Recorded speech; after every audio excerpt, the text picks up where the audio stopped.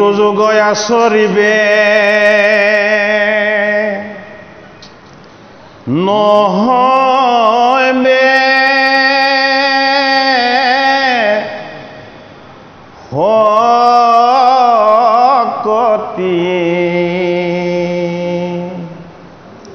ও আচাৰক ভস্তবাতি হয় বে মন দমতি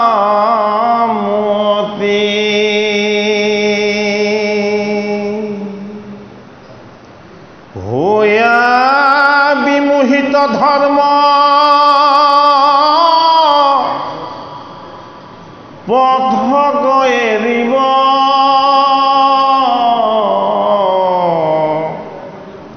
ও লোকক উপাসন্দ পথ উপদেশ দিব ও স্বভাৱে কলিৰ লোক পৰম দুৰ্জন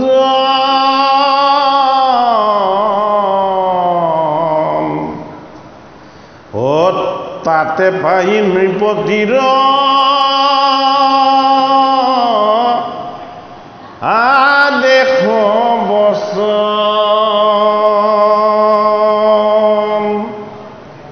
ও তেজী বেদ পাখণ্ডৰ পথ কৰি দৃঢ় ও ঈশ্বৰৰ মায়ায়ে মোহিত হৈব বৰ ও অবিধি পূৰ্বকে মিছা ব্ৰত চয় কৰে ও যাৰ যে ইচ্ছা সেই ধৰ্মক আচৰে এ সত্য শৌচ স্নান দান চাৰি নিৰন্তৰ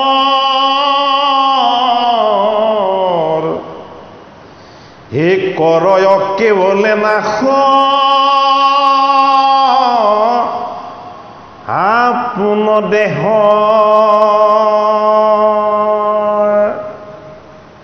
হে কৃপালু গুৰুমূৰ্তি ভকত বৈষ্ণৱ আই সমস্ত শিশু সমস্ত আৰু এই ৰাইডিঙীয়া গাঁৱৰ সমস্ত সেৱকী সমস্ত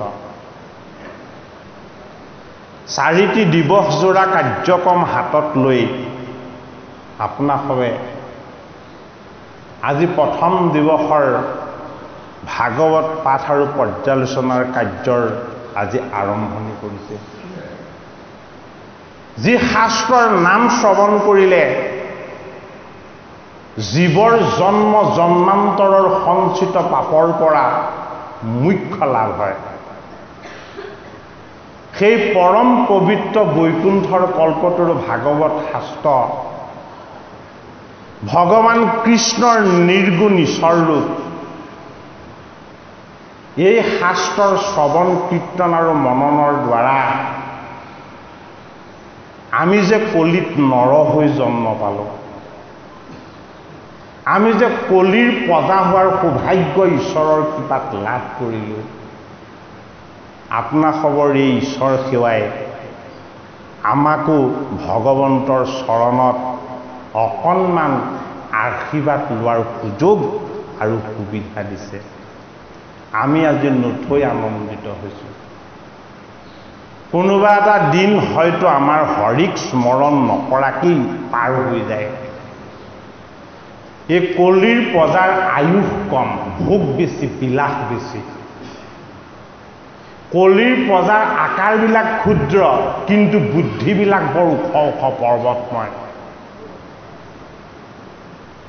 কলিৰ প্ৰজাৰ ৰ'বলৈ সময় নাই সময়ৰ নাটনি অত্যন্ত চঞ্চল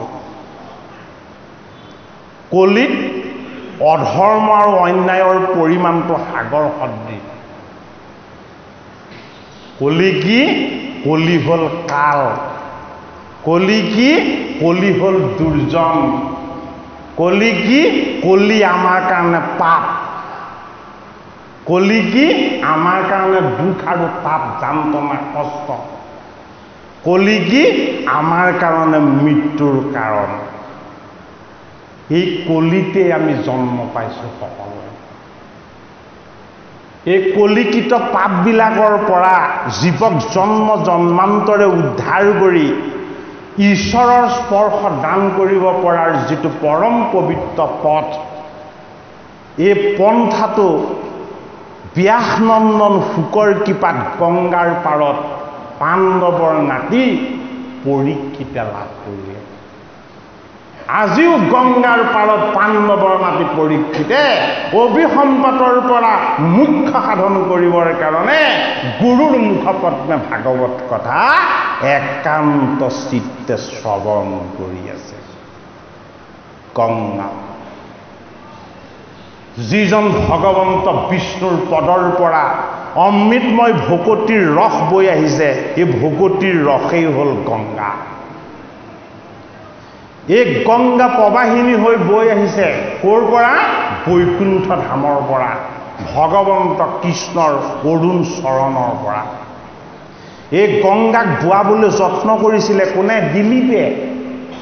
ভাগৱতৰ ৬ষ্ঠ স্কন্ধত গংগা উন্নয়নৰ কাহিনীখিনি আমাক দিছে। দিলীপৰ পুত্ৰয়ো এই গংগাক কিন্তু এই ধৰাধামলৈ নমাব নোৱাৰিলে। অন্তিম চেষ্টাটো কৰি চালে কোনে? ভগীৰথে। ভগীৰথে গংগাক এটা যুক্তি দাঙি ধৰিলে। ভগীৰথৰ বংশত দিলীপ আদি তেওঁ পিতৃ পিতামহসকলে যেতিয়া গংগাক এই ভূমিভামলৈ নামিবলৈ কৈছিলে, গংগাই কৈছে মই নামি যোৱাত আপত্তি নাই, মই বৈ যাম, মই প্ৰবাহিনী গংগা। কিন্তু মোৰ স্পৰ্শ পালে যে প্ৰতিটো জীৱই পুণ্যৰ ভাগ লাভ হৈ যাব, আৰু মোৰ পুণ্যখিনি নাশ হৈ মই যে পাপৰ দুৰ্গ হৈ যাম। তেতিয়া ভগীৰথে বাক্য দি দিলে গংগা মাতাক, হে মাতা, তুমি বৈ আহা এই ভূমিলে। তোমাৰ তাত গৈ অভকতসকলে, পাপীসকলে, তাপীসকলে তোমাৰ বক্ষত গৈ যেতিয়া স্নান কৰিব, তেওঁলোকৰ পাপ নাইকিয়া হ'ব আৰু তোমাৰ বক্ষত পাপ উৎপত্তি হ'ব বা জমা হ'ব। আৰু তোমাৰ বক্ষত যি পাপ সঞ্চিত হ'ব, সেই পাপ ধুই নিকা কৰিবৰ কাৰণে বৈকুণ্ঠপতি কৃষ্ণৰ একান্ত ভকতে আপোনাৰ এই গংগাৰূপী তীৰ্থত আহি এবাৰ যদি স্নান কৰি দিয়ে, কি হ'ব? যিমান পাপ আছিলে সকলো দূৰ হৈ যাব। প্ৰবাহিনী গংগাই ভগৱন্ত কৃষ্ণৰ চৰণৰ পৰা ভক্তি মাতাৰ ৰূপ লৈ এই ধৰাধামলৈ বৈ আহিম বুলি ভগীৰথক বাক্য দি দিলে। গতিকে গংগা আজি বৈ আছে। ভগৱন্তৰ অৰুণ চৰণৰ পৰা আজি গংগা প্ৰবাহ হৈ আছে। আৰু 4টি দিৱস ধৰি আপোনালোকে সংকল্প লৈছে যেতিয়া, এই ভগীৰথ স্বৰূপ ভকতে গংগা মাতাক ভগৱান কৃষ্ণৰ অৰুণ চৰণৰ পৰা এই ভূমি ভাগলৈ বোৱাই আনিব নিশ্চয় পাৰিব। যাৰ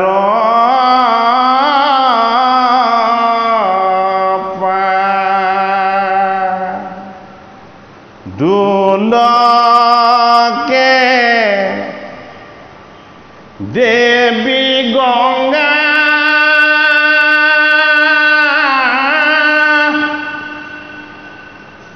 যাৰ বাক্যে হুয়া আছে বেদ,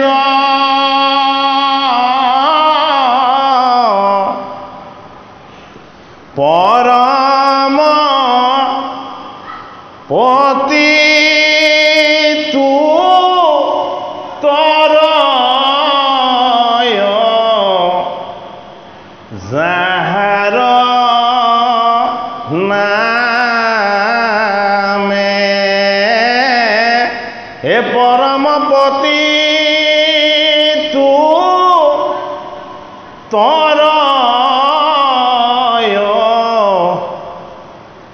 যাহাৰ নামে।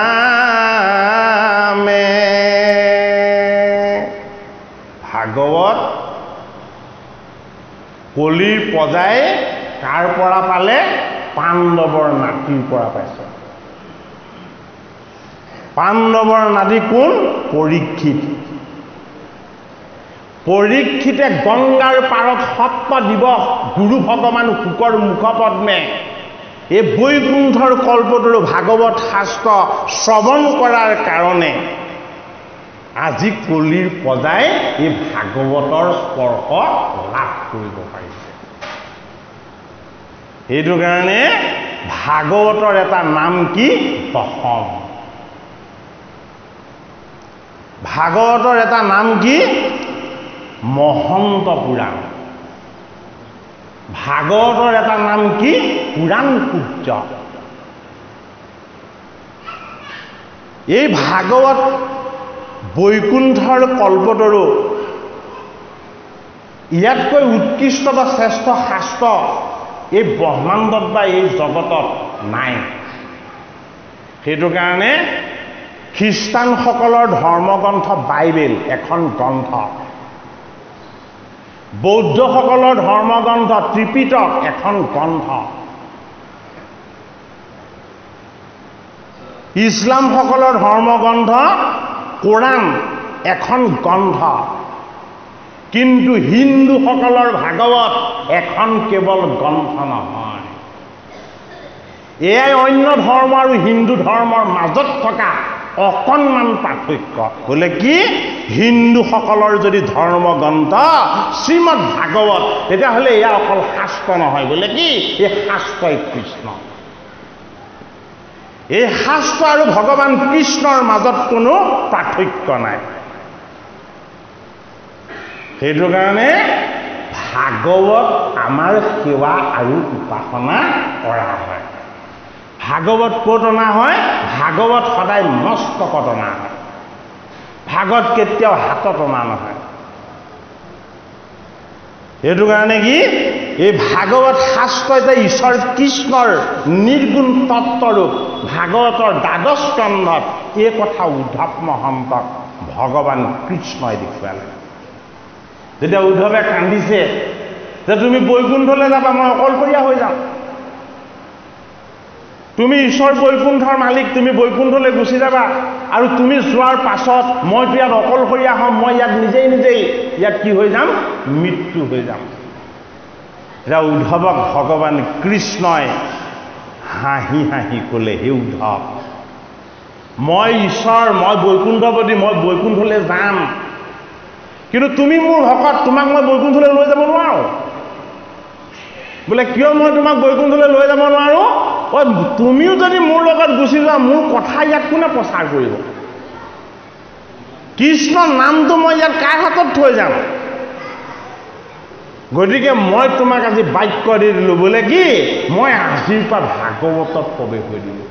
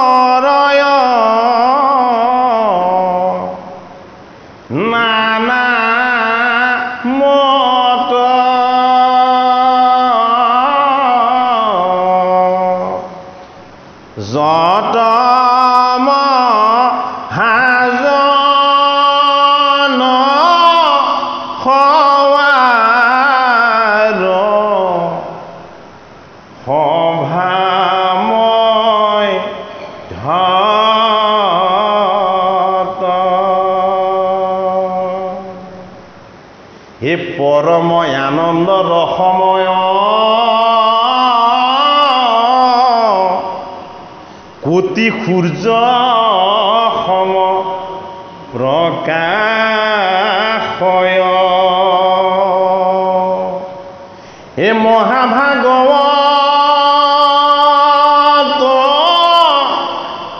নোহন্ত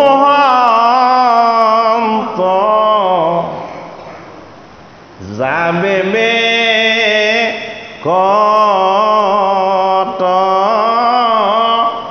এ মহাভাগৱত নোহন্ত যাবে মে কত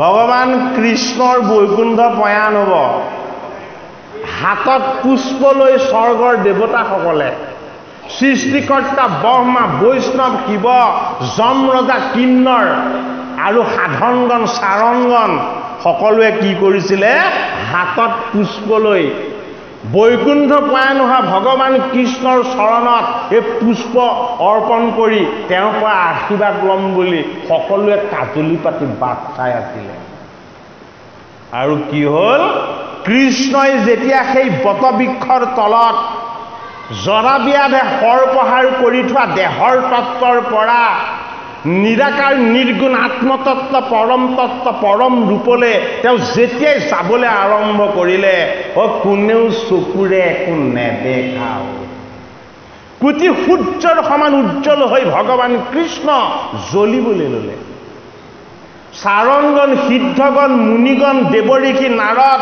সৃষ্টিকৰ্তা ব্ৰহ্মা মহাবৈষ্ণৱ শিৱ সকলোৱে কোনেও চকুৰে একো নেদেখা হ'ল কোটি সূৰ্যৰ সমান উজ্জ্বল কেৱল পোহৰেৰে তেওঁলোকক গ্ৰাস কৰিবলৈ ধৰিলে গতিকে কৃষ্ণ কি কোটি সূৰ্যতকৈ উজ্জ্বল ঈশ্বৰ তত্ত্ব যাৰ উজ্জ্বলতা কোটি সূৰ্যৰ লগত তুলনা হয় সেয়া হ'ল কৃষ্ণ সেইটো কাৰণে কি ভাৰত পঞ্চম বেদ মহাভাৰত পুৰাণ 17খন পুৰাণ আদি যত আদি হ'ল আদিকাণ্ড ৰামায়ণ যত বাকী অন্যান্য শাস্ত্ৰবিলাক বিভিন্ন সন্ত মহন্তই যিমান চৰ্চা নকৰক কিয় ভাৰত পুৰাণ আদি যত প্ৰকাশ কৰয় নানা মত ইয়াত নানা মত প্ৰকাশ কৰা হৈছে এটা মত প্ৰকাশ কৰি দেখুওৱা হোৱা নাই হয়নে পৰম আনন্দ ৰসময় কোটি সূৰ্য সম প্ৰকাশ হয় পৰম আনন্দ ক'ত আছে পৰম আনন্দ আছে পৰম ঈশ্বৰৰ লগত পৰম আনন্দ ক'ত আছে পৰম তত্ত্বৰ লগত পৰম আনন্দৰ ভাগ কোনে দান কৰিব পাৰে পৰম আনন্দ কৃষ্ণই দান কৰিব পাৰে সেইটো কাৰণে কি কোটি সূৰ্য সম প্ৰকাশ হয় শাস্ত্ৰভাগৰ নামটো কি শ্ৰীমদ ভাগৱত ভা মানে কি ভা মানে পোহৰ এই শাস্ত্ৰই কি দিয়ে এই শাস্ত্ৰই পৰমাত্মাৰ পোহৰ দিয়ে সেইটো কাৰণে ভা মানে কি ভাৱদীপ্ত সচ্চিদানন্দে মাধৱ মহাপুৰুষে এই ভটোক কি কৰিছে 6টা ভলৈ ৰূপান্তৰ কৰিছে এই ভাৱক ভাই ভজ ভগৱন্ত ভক্তি ভাৱে আমি ভাবিব লাগিব ভক্তি ভাৱেৰে কাক ভগৱন্তক ভক্তি ভাৱেৰে ভাবিলে কি হ'ব ভাৱত ভগৱানৰ আমাৰ চিন্তন বোধ আৰু অনুভৱ হ'ব সেইটো কাৰণে ভা মানে পোহৰ এই পোহৰটো কি এই পোহৰটোক আমি জ্যোতি বুলি কওঁ হয়নে এই জ্যোতিটোৱে কি কৰে আন্ধাৰবিলাকক দূৰ কৰে অজ্ঞানবিলাকক আঁতৰ কৰে অবিদ্যাবিলাকক বিনাশ কৰে আৰু কি কৰে ই সত্যক প্ৰকাশ কৰে সেইটো কাৰণে আমি প্ৰত্যেকেই পৰম জ্যোতিৰ পৰম তত্ত্ব আমি ঈশ্বৰৰ অংশ আমি জীৱ সেইটো কাৰণে জীৱ কি জীৱ হ'ল পৰীক্ষিত পৰীক্ষিত কিয় জীৱ বুলি কোৱা হৈছে পৰীক্ষিতক? পৰীক্ষিত জীৱই আশ্ৰয় লৈছে ক'ত? শুকৰ চৰণত। শুক কি? শুক হ'ল আত্মা। ভাগৱত শুকমুনিয়ে কৈছে গংগাৰ পাৰত। গতিকে পৰীক্ষিত হ'ল জীৱ। জীৱৰ কি হয়? জীৱৰ দুৰ্গতি আৰু কষ্ট হয়। জীৱৰ কি হয়? জীৱৰ সদগতি আৰু সংস্কাৰ হয়। জীৱৰ দুটা ভাগ তত্ত্ব। জীৱৰ দুৰ্গতি আৰু কষ্ট অজ্ঞান আৰু অবিদ্যাৰ কাৰণে হয়। জীৱৰ সদগতি আৰু সংস্কাৰ বিদ্যা বুদ্ধি আৰু সৎসংগৰ কাৰণে হয়। সেইটো কাৰণে ভাগৱত কি? মৈত্ৰৰ শাস্ত্ৰ নহয়। ভাগৱত কি? মৈত্ৰৰ চিন্তা চৰ্চাৰে আমি ইয়াৰ সম্ভেদ পোৱা তত্ত্ব নহয়। ভাগৱত কি? ভাগৱত বিপৰীত শাস্ত্ৰ। এই শাস্ত্ৰ ভাগ বিপৰীত। বোলে কিয়? এয়া শাস্ত্ৰ নহয়, এয়া কৃষ্ণ। বোলে কেনেকে কৃষ্ণ? তুমি ভাগৱত শ্ৰৱণ কৰিলে কৃষ্ণক দেখা পাবা। যদি তুমি ভাগৱত শ্ৰৱণ কীৰ্তন কৰা তুমি কৃষ্ণৰ স্পৰ্শ পাবা।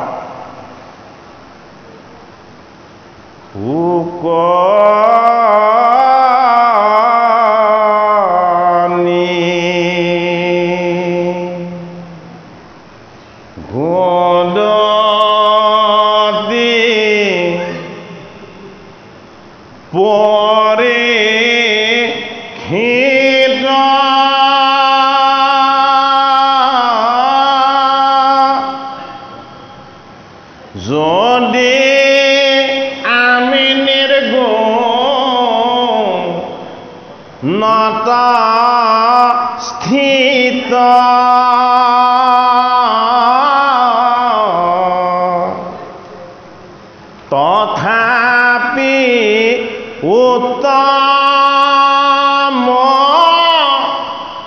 শ্লোকৰ মহিমা গুণে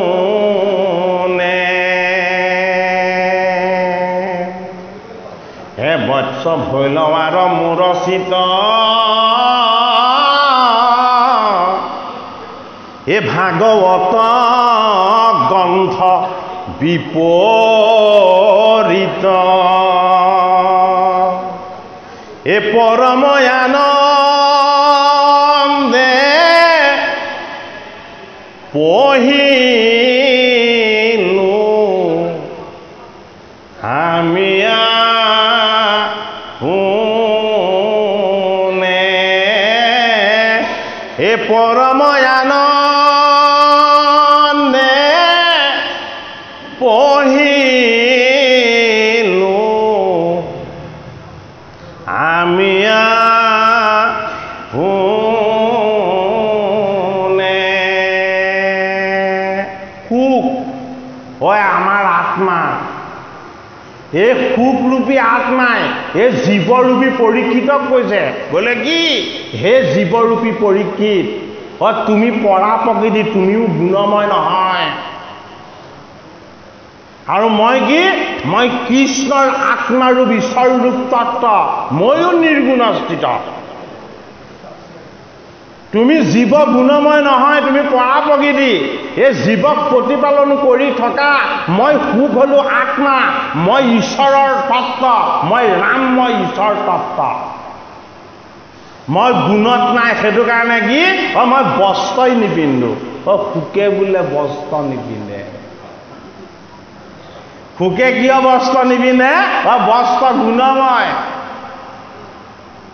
যাৰ মায়া আছে তাক বস্ত্ৰ লাগে, যি মায়াক অতিক্ৰম কৰিলে তাক বস্ত্ৰ নালাগে। সেইটো কাৰণে সুখ কি? সুখ হ'ল আত্মা। এই নিৰ্গুণ স্থিত হৈ থকা সুখৰূপী আত্মাই পৰীক্ষিত ৰূপী জীৱক কৈছে, বোলে কি? মোক বশ কৰিলে কিহে? এই ভাগৱত শাস্ত্ৰই। বোলে কিয়? মই নিৰ্গুণৰ স্থিত হৈ, মই ভাগৱত স্বৰূপ ভগৱন্তৰ লগত এক হৈ মই ঈশ্বৰ তত্ত্বৰ আনন্দত লীন গৈ আছিলোঁ। হে পৰীক্ষিত ৰূপী জীৱ, গংগাৰ পাৰত তুমি বহি কৃষ্ণ কৃষ্ণ বুলি স্মৰণ কৰি দিয়াৰ লগে লগে মই মূৰ্তিমন্ত হৈ নিত্যৰত হৈ মই গংগাৰ পাৰত আহি পাই গলো নিত্য কৰি কৰি। তা সুখ কি হৈ আছিলে? সুখ নিৰ্গুণ স্থিত হৈ আত্মা হৈ আছিলে। পৰীক্ষিতে কৃষ্ণ কৃষ্ণ নাম জপ কৰাৰ কাৰণে তেওঁ নিত্যৰত হৈ গংগাৰ পাৰত দেখা দি দিলে, সাকাৰ ৰূপ লৈ ললে। বোলে কিয়? এই তোমাৰ কৃষ্ণ নাম আৰু ভগৱন্তৰ উপাসনা এইখিনিয়ে মোক বশ কৰিলে, সেইটো কাৰণে মই গুণময় দেহ তত্ত্বলৈ আহি গলো। এইটো কাৰণে গংগাৰ পাৰলৈ যেতিয়া সুখদেৱ ভগৱান আহিলে, সহস্ৰ ঋষিয়ে উলম্ব হৈ দুহাত দাঙি উঠি হৰি হৰি ধ্বনিৰে শুকক অভিবাদন জনালে। শুকতকে বহুত বয়োজ্যেষ্ঠ কোন? টিকালজ্ঞ ঋষি বেদব্যাস। সেই দেৱ সমাজত আছিলে কোন? ভাগৱত প্ৰণয়ন কৰিবলৈ গুৰু হৈ পৰামৰ্শ দিয়া দেৱ ঋষি নাৰদ। সেই ঋষিসকলৰ মাজত আছিলে শ্ৰেষ্ঠ ঋষি দেৱল, কুল, অত্ৰি, বশিষ্ঠ আদি শ্ৰেষ্ঠ ঋষি সকলো আছিলে। পৰীক্ষিতে প্ৰশ্ন কৰিছিলে, মই ঋষিৰ অভিসম্পাতৰ পৰা মই নিবৃত্তি লাভ কৰিবৰ কাৰণে কি কৰিব লাগিব? কোনেও সদুত্তৰ দিব নোৱাৰিলে। কিয় নোৱাৰিলে? তেওঁলোকৰ সাধনা আছে, হৃদয়ত ভাগৱত নাছিলে। এই ভাগৱত পিতৃস্বৰূপ ৰূপ হৈ বেদব্যাসে পুত্ৰক পঢ়ালে, কিন্তু নিজে নললে। সেইটো কাৰণে ধৰ্মৰাজ যুধিষ্ঠিৰৰ মনৰ সংশয় টিকালজ্ঞ ঋষি বেদব্যাসে দূৰ কৰিব নোৱাৰিলে। যুধিষ্ঠিৰৰ মনৰ সংশয় কোনে দূৰ কৰিছে? পিতামহ ভীষ্মই দূৰ কৰিছে সৰসজ্জাত থাকোঁতে কৃষ্ণৰ পৰিচয় দান কৰি। ভাগৱতৰ প্ৰথম স্কন্ধত সেইটো কাৰণে কি আছে? কুন্তি স্তৱ আৰু ভীষ্মৰ মুখ্যন। গতিকে মুখ্যন স্বৰূপ ঈশ্বৰৰ আনন্দৰ তত্ত্বৰ যদি আমি স্পৰ্শ পাবলৈ হয়, আমাক প্ৰতিপালন কৰা আত্মাৰূপী সুখৰ চৰণত আমি আশ্ৰয় লৈ আমি জীৱন পৰীক্ষা দিবলৈ অহা এই মায়াৰ সংসাৰত মায়া আৰু মোহ, কাম আৰু ক্ৰোধ, দম্ভ আৰু দেশ, এই অহংকাৰৰ এই মায়াময় মোহময় বনখনত আমি মৃগয়া কৰি ফুৰা এই পৰীক্ষিত ৰূপী জীৱবিলাকক কলৈ নিব লাগিব? গংগাৰ পাৰলৈ নিব লাগিব। আজি ৰাইডঙীয়া গাঁৱৰ ৰাইজে গংগাৰ পাৰত গোবিন্দৰ উপাসনাৰে এই পৰীক্ষিত ৰূপী জীৱবিলাকক জীৱন পৰীক্ষা দি মায়াময় মোহময় ভ্ৰান্তিময় পথত ঘূৰি থকাৰ পৰা ভগৱত প্ৰেম আৰু কৃষ্ণ প্ৰেমৰ আনন্দৰ ফালে এই জীৱবিলাকক আজি বোৱাই আনিছে। গতিকে গংগাৰ পাৰত শুকৰ মুখ পদ্মে পৰীক্ষিত ৰূপী জীৱই যদি কেনেবাকে এই ভাগৱত স্বৰূপ অমৃতময় ভগৱন্তৰ কথাৰ ভাগ যদি কেনেবাকে জীৱনত অকণমান পাব পাৰে, কি হ'ব? সুকে কৈছে তুমিও নিৰ্গুণ স্থিত আছিলা। তুমি গৰ্ভত থাকোঁতেই চতুৰ্ভুজ ৰূপত ভগৱন্ত বিষ্ণুক দৰ্শন পাইছিলা, কিন্তু তুমি সৎসংগৰ অভাৱৰ বাবে তুমি মৰাসাপ ঋষিৰ গলত মেৰিয়াই তুমি অপবিত্ৰ পাপৰ ভাগ লৈ তুমি জীৱনত হাহাকাৰ কৰি কৰি শেষত মৃত্যুৰ খংগনি তুমি গংগাৰ পাৰলৈ আহিছা। গতিকে জীৱনৰ অন্তিম সময়ত মৃত্যুৰ খংগনি আমি গংগাৰ পাৰলৈ যাবলৈ আমি বাট চাই থাকিলে নহ'ব। আমিও পৰীক্ষিতৰ দৰে 7 দিনীয়া জীৱ, সপ্তাহৰ বাৰ 7টাই এইকেইটা ৰোটেশ্যন হৈ আছে। পৰীক্ষিতক দিয়া অভিসম্পাদ আপোনা আপুনি আমাৰ গাটো লাগি গ'ল। আমিও 7 দিনীয়া জীৱ হৈ আছো। কিহৰ কাৰণে? জন্ম ললো মৃত্যুৰ কাৰণে। জাতৈশ্ৰহে ধ্ৰুৱ মিত্ৰ ধ্ৰুৱং জন্ম মৃতস্যসা তস্মাৎ পৰিহাৰাৰ্থে নতুং সুচি তামোহাসি। এই পৃথিৱীত জন্ম হোৱা আজিলৈকে কোন মৃত্যু নোহোৱাকৈ আছে? যিমানৰ জন্ম হৈছে সিমানৰ মৃত্যু হৈছে, যিমান আহিছে সিমান গৈ আছে, কোনেও কাকো বাধা দি ৰাখিব পৰা নাই। এয়া জগতৰ নিয়ম। এই জগতৰ নিয়মক আমি মানিব লাগিব, পালিব লাগিব, ইয়াক সন্মান কৰিব লাগিব। সেইটো কাৰণে নিয়মক ভাগৱত শাস্ত্ৰই সন্মান কৰে। নিয়ম আৰু সত্যক ভাগৱত শাস্ত্ৰই প্ৰতিপালন কৰি দেখুৱায়। নিয়মৰ বিৰুদ্ধে ভাগৱতে আমাক কেতিয়াও যাবলৈ কোৱা নাই। ভাগৱতৰ ১২ স্কন্ধত পাণ্ডৱৰ নাদি পৰীক্ষিতক তক্ষক নাগে দংশন কৰি মৃত্যু দিয়াৰ পাছত জীয়াই দিবৰ কাৰণে কোন আহিছে? কশ্যপ ঋষি আহিছে। কশ্যপে হাতত কি আনিছে? কশ্যপে হাতত সঞ্জীৱনী মন্ত্ৰ আনিছে। তক্ষকে মৃত্যু দিব, কশ্যপে সঞ্জীৱনী মন্ত্ৰৰ দ্বাৰা এই পৰীক্ষিতক জীয়াই দিব। হয়নে বাৰু? ৰাস্তাতে মুখামুখি হৈ গ'ল কাৰ? এই কশ্যপ আৰু তক্ষকৰ। তক্ষক কোন? তক্ষক হ'ল কাল। হয়নে? কশ্যপ কি? কশ্যপ হ'ল জীৱনৰ জড় সাধনা। জীৱনৰ জড় সাধনাই কালক বাধা দিব নোৱাৰে। সেইটো কাৰণে কি আছে? জড়তাত লোভ আছে। কশ্যপ ব্ৰাহ্মণক ক'লে, তুমি কিহৰ কাৰণে ৰজাক জীয়াবলৈ যোৱা? বোলে ৰজাক জীয়ালে মই দেই ধন সোণ পাম। তাত তক্ষকে ক'লে, সেই ধন সোণ মই দিম, তুমি যাব নেলাগে। পাণ্ডৱৰ নাদি পৰীক্ষিতে ১২ স্কন্ধলৈকে ভাগৱত শ্ৰৱণ কৰি তেওঁৰ যেতিয়া ব্ৰহ্মজ্ঞান লাভ হ'ল, গুৰু ভগৱান শুকদেৱে যেতিয়া পৰীক্ষিতক প্ৰশ্ন কৰিছে, হে পৰীক্ষিত, তোমাৰ মনৰ সংশয় দূৰ হ'লনে? তুমি এতিয়াও নিজক চিনি পালানে? তুমি তোমাক নিজক বুজি পালানে? যদি তোমাৰ মনৰ সংশয় দূৰ হোৱা নাই, যদি তুমি নিজকে চিনি পোৱা নাই আৰু বুজি পোৱা নাই, মই ১২ স্কন্ধ ভাগৱত তোমাক পুনৰ আকৌ কওঁ। এতিয়া পৰীক্ষিত নৃপতিয়ে কৈছে, হে গুৰু ভগৱান, আপোনাৰ দৰে গুৰুৰ চৰণ পালে, ভগৱান কৃষ্ণৰ নাম পালে, এই ভাগৱত শাস্ত্ৰ পালে, জীৱৰ মনৰ সংশয় দূৰ নোহোৱাকৈ থাকিব পাৰে জানো? আপোনাৰ দৰে গুৰুৰ কৃপাত, ভগৱন্ত কৃষ্ণৰ নামৰ প্ৰসাদত আৰু এই ভাগৱত শাস্ত্ৰৰ আশীৰ্বাদত বোলে কি হ'ল? মোৰ মনৰ সংশয় দূৰ হ'ল। হে গুৰুজন, আপুনি এতিয়া পুনৰ আকৌ অন্তৰ্নিহিত হওক। অন্তৰ্নিহিত হওক মানে কি? অন্তৰ্ধান হৈ দিয়ক। আপুনি নিৰ্গুণ আত্মাৰূপ, আপুনি গুণময় ৰূপলৈ আহিছিলে, মোক দেখাহে দিছিলে, আপুনি আকৌ নিৰ্গুণ ৰূপলৈ গতি কৰক। পাণ্ডৱৰ নাদি পৰীক্ষিতে চকু মুদি কৃষ্ণক চিন্তা কৰিলে আৰু সন্মুখত দেখিছে শুকদেৱ ভগৱান অন্তৰ্ধান হৈ আছে। এই শুকদেৱ ভগৱান অন্তৰ্ধান যেতিয়া হৈ থাকিলে, তেতিয়া পৰীক্ষিত নৃপতিয়ে শুকৰ চৰণ চিন্তা কৰিলে আৰু দেখা পালে শুকৰ মাজতেই কৃষ্ণ বিৰাজমান হৈ আছে। যদি মোৰ ভগৱান শুকৰ চৰণত মই চিন্তা কৰাৰ লগে লগে মই যদি ভগৱান কৃষ্ণক নমাই আনিব পাৰিলো, তেতিয়াহ'লে তক্ষকক মই বাধা দিব নালাগে। বোলে কি? হেৰা তক্ষক, তুমি আহি যোৱা। বোলে কিয়? ঋষিৰ বাক্য সফল হওক, তেওঁ অভিসম্পাতে মোক স্পৰ্শ কৰক। বোলে কি? মই কৃষ্ণ তত্ত্বত এক হৈ যাব বিচাৰো।